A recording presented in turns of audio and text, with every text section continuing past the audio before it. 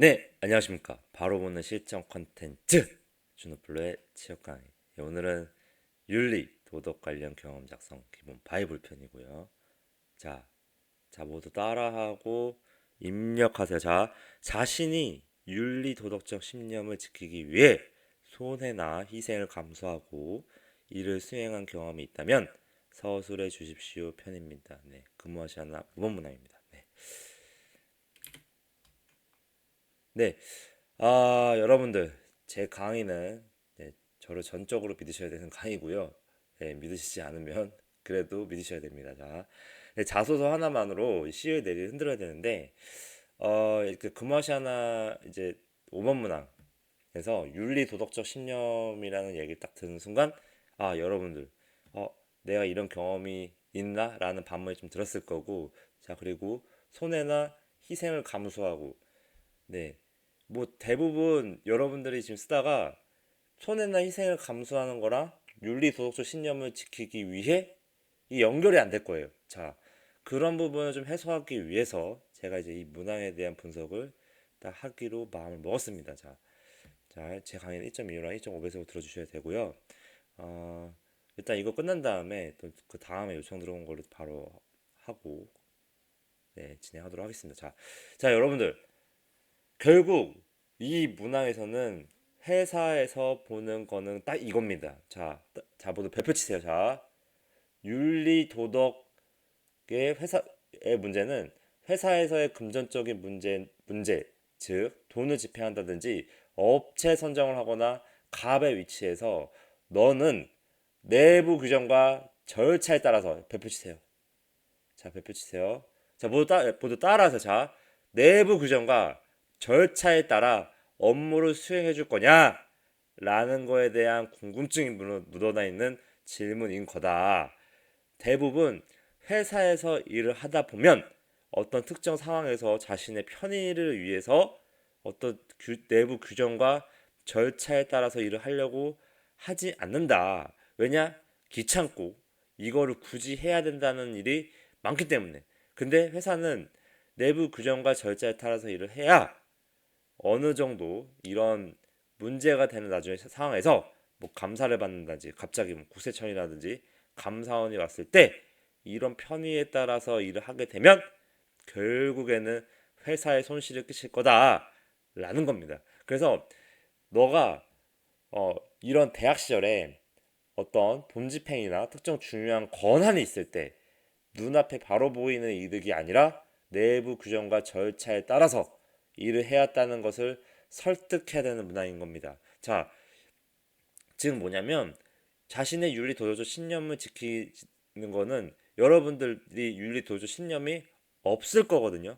저도 알고 여러분들도 알고 이 회사를 들어가기 위한 신념만 있을 뿐이지 윤리 도덕적 신념이 있을 수는 없다. 대부분의 여태까지 살아 이뤄봤을 때 내가 착하게 살아오고 뭐 윤리나 도덕적으로 살아오긴 했지만 뭔가 신념을 지키기 위해서 하진 않았을 거다라는 겁니다. 그래서 여러분들이 지금 이 문항을 어려워하는 건데 이런 상황에서 내가 결국에는 집중해야 되는 건 뭐다? 손해나 희생을 감수하고에 대한 이 내재 의도에서는 결국 여러분들 손해나 희생을 감수하고에서는 결국 이 문제랑 지켜야 된다고 보면 되는 거다라는 겁니다. 회사에서 하는 일들 모두가 절차나 내부 규정 그리고 뭐 금융이면은 뭐 금감원의 권고사항 그리고 뭐 법적 제재 뭐 이런 엄청나게 큰 틀 안에서는 그 뭐 국가 뭐 시정명 뭐 그 국가에서 뭐 행정명령 뭐 이런 것도 있었고 뭐 법 안에서 이루어진단 말이죠. 그럼 법 안에 그거랑 유사하게 내부 회사에 맞게끔 규정을 만들어 놓고 이런 식의 프로세스와 규정을 만들어서 일을 하는 거를 계속 요구를 하고 있단 말이에요. 이런 도덕적이나 윤리에 위반되지 않도록 어떤 사람이 굉장한 미약한 존재로 봐서 이런 내부 규정과 절차에 따라 일을 하는 거를 요구하고 있다. 왜냐? 이거를 하지 않으면 윤리 도덕적인 이슈가 발생할 거라고 사람을 나약하게 보는 겁니다. 자, 그래서 여러분들은 내가 이런 손해나 희생을 결국 이런 규정과 절차를 지키지 않았을 때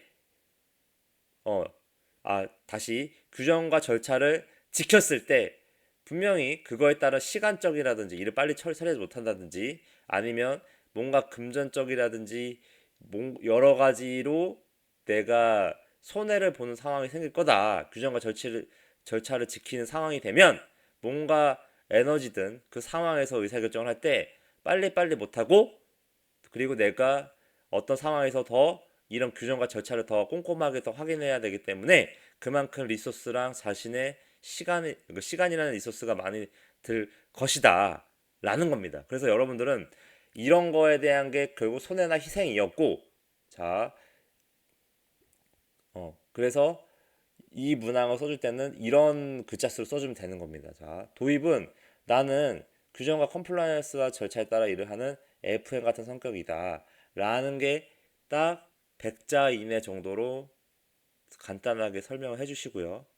자, 두 번째, 이 다음은 규정과 절차에 따라 일을 하게 되면 약간의 손해되는 부분을 짧게 언급을 해주고, 자, 규정과 절차에 따라서 일을 했을 때, 근데 어떤 상황, 돈 집행이나 특정 중요 권한을 가진 상황에서 자신이 규정과 절차에 따라 일을 했던 경험, 판단 과정과 과정 중심이라 사고 중심이 아니라 판단 과정 중심으로 써주면 되는 겁니다. 그때 어떤 상황 설명에 따라서 어떤 상황에서 내가 어떻게 판단을 했다. 결국 나는 빨리 일을 그냥 중구난방으로 빨리빨리 처리하기 위해서 그냥 한 게 아니라 그때 당시에 내가 이런 돈 집행이나 특정 권한이 있었기 때문에 자 따라하고 입력하세요. 자, 돈 집행이나 특정 권한이 있었기 때문에 그냥 그냥 막 해서 처리한 게 아니라 그때 상황에서도 나는 항상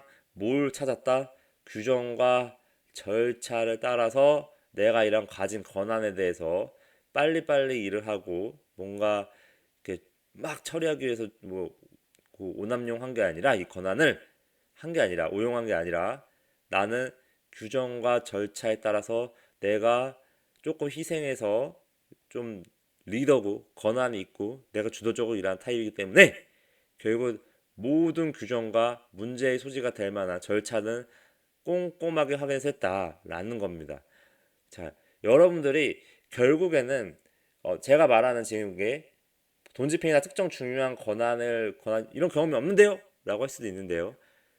별로 대단할 거 없습니다. 여러분들도 살면서 어떤 권한을 가졌을 때가 있었을 거고 그런 게 아니면 그냥 내가 이렇게 뭔가 의사결정을 했을 때 규정과 절차에 따라서 일을 했었던 경험을 집중해서 그런 경험은 또 없을 거지만 일반적으로는 내가 그런 사고랑 그렇게 규정과 절차를 중요시 했던 사람인 것처럼 그렇게 관련 경험을 이렇게 포장해서 써주면 되는 겁니다.